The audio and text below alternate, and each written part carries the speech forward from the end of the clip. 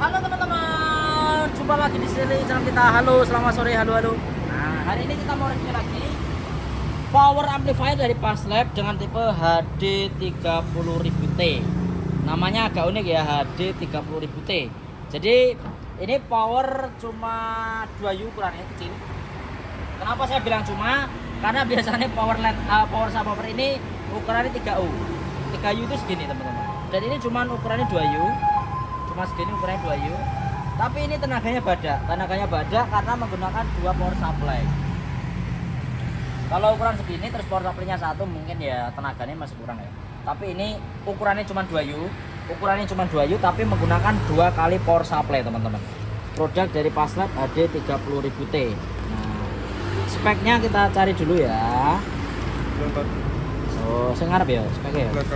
Belakang. Panel-panelnya ini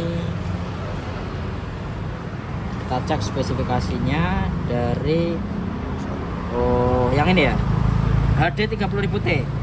Untuk wattnya nanti teman-teman, 8 ohmnya ini di 2400 watt. Jadi 8 ohmnya per channelnya 2400 keluarnya 2400.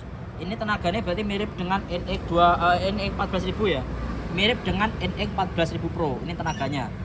Terus nanti 4 ohmnya di 4000 watt. 4 ohmnya di 4000 watt. Jadi 4 ohmnya 4000.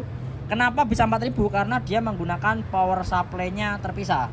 Jadi 2 ohmnya ini agak 4 ohmnya maaf ya. 4 ohmnya ini memang agak lebih besar dibandingkan dengan power yang lain karena 4 ohmnya dia sampai dengan di 4000 watt. Jadi kalau teman-teman nanti menggunakan coil 5,5 in ini saya bisa nyatakan berani. Artinya seperti itu. Dan yang saya coba sekarang coil 5 in. Coil 5 in sangat pas banget sama Passlab HD30000T.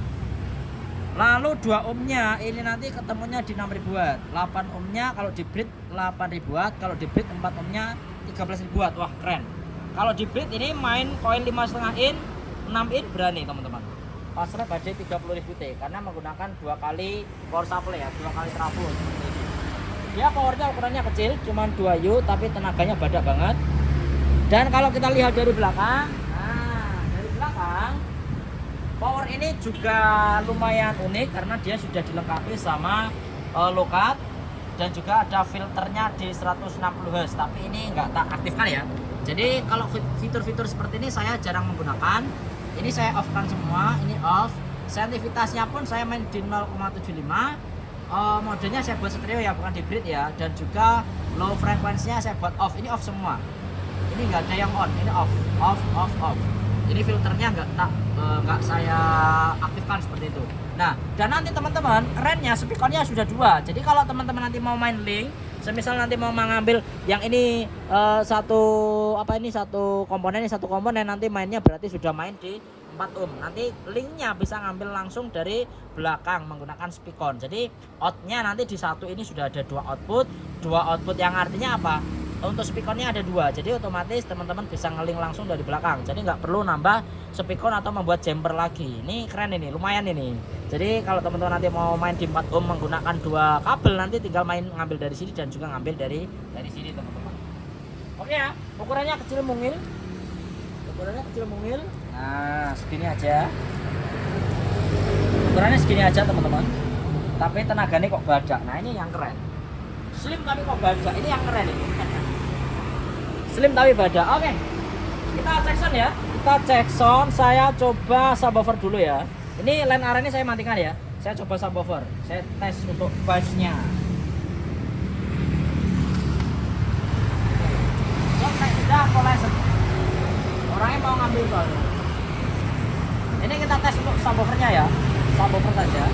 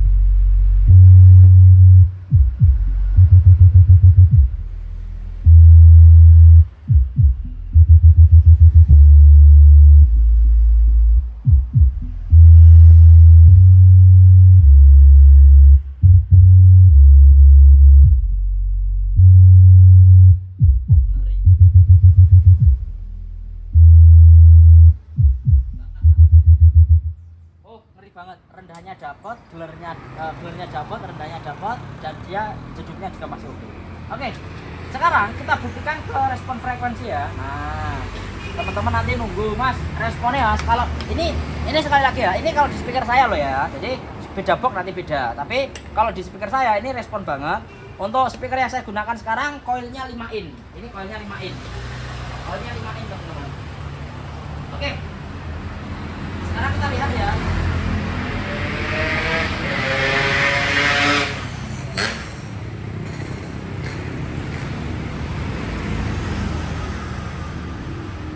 Kita lihat ke respon frekuensi yang dihasilkan.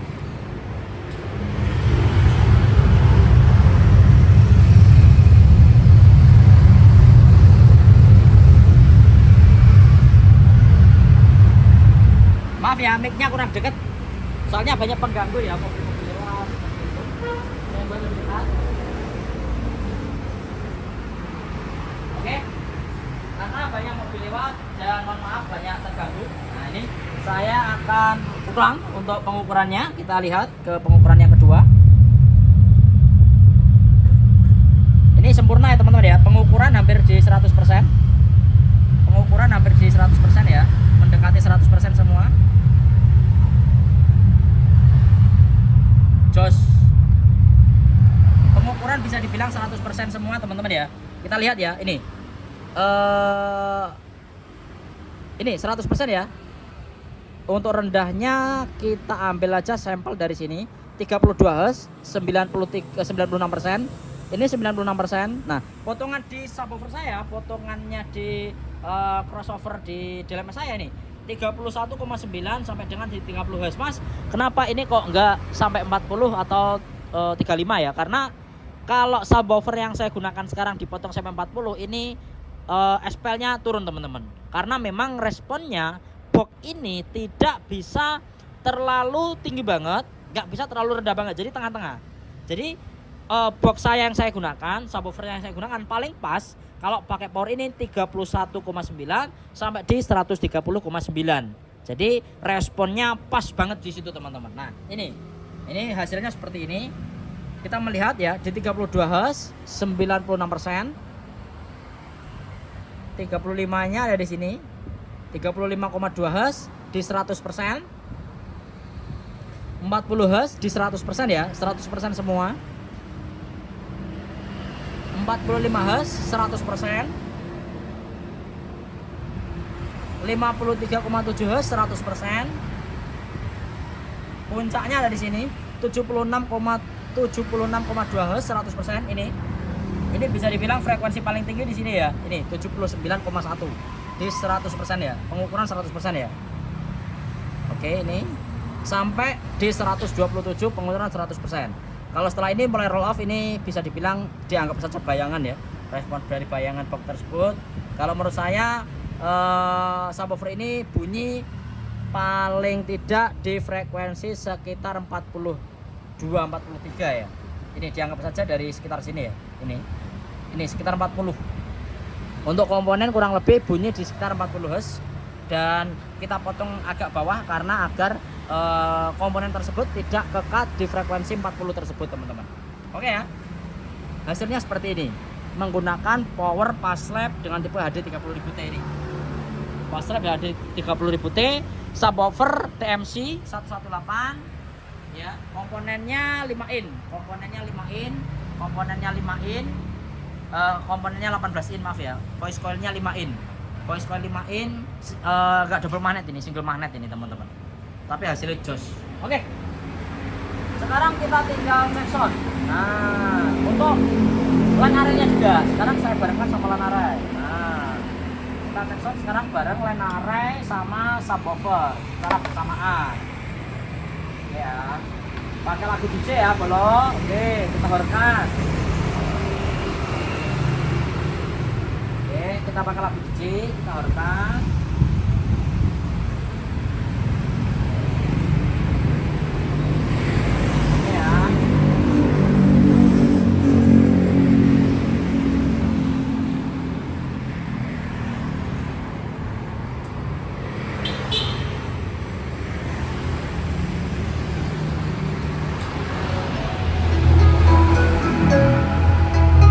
Special Perform DJ Ghibli Band.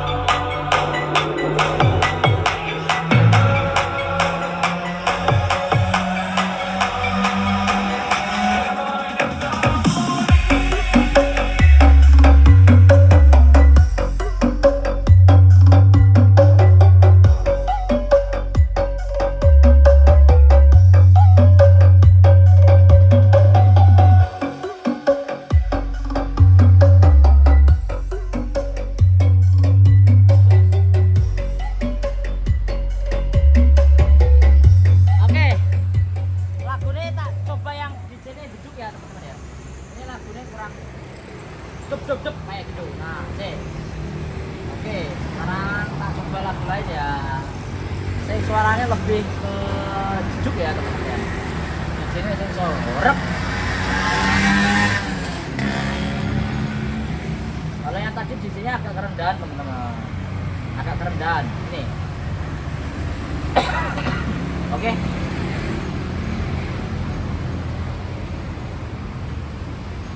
Ini ya, di sini enggak terlalu rendah.